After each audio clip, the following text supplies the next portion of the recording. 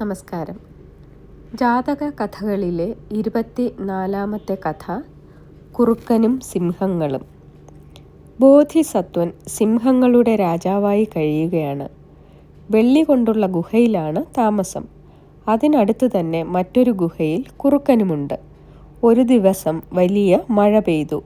അപ്പോൾ മറ്റു സിംഹങ്ങളും സിംഹക്കുട്ടികളുമെല്ലാം രാജാവിൻ്റെ ഗുഹയിൽ ഒത്തുകൂടി. മഴ പെയ്യുന്നതിൻ്റെ രസത്തിൽ അവരെല്ലാം കളിക്കാനും ഒച്ചയിടാനും തുടങ്ങി. സിംഹങ്ങളുടെ ഈ ഗർജനം കേട്ടപ്പോൾ കുറുക്കനും ഇരിപ്പുറച്ചില്ല.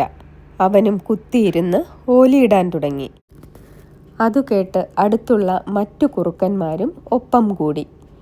കുറുക്കൻ ഓലിയിടുന്ന ശബ്ദം സിംഹങ്ങൾ കേട്ടു. പെട്ടെന്ന് സിംഹങ്ങൾ നിശബ്ദരായി. അത് കണ്ട് സിംഹരാജാവിൻ്റെ മകൻ അച്ഛനോട് ചോദിച്ചു, "അച്ഛാ, ആ ജന്തുവിൻ്റെ ശബ്ദം കേട്ടപ്പോൾ ധീരന്മാരായ ഈ സിംഹങ്ങളെല്ലാം മിണ്ടാതായതെന്താ? പേടിച്ചിട്ടാണോ?"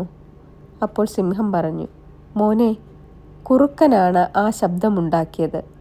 അവൻ മൃഗങ്ങളിൽ വെച്ച് ഏറ്റവും അധമനാണ്. അന്തസ്സുള്ളവർ ശബ്ദം കൊണ്ടുപോലും അവനോടൊപ്പം കൂട്ടുകൂടാൻ പാടില്ല. അതുകൊണ്ടാണ് സിംഹങ്ങൾ മിണ്ടാത്തത്. നമ്മുടെ തരത്തിൽപ്പെട്ടവരോടേ നാം കൂട്ടുകൂടാവൂ." നന്ദി.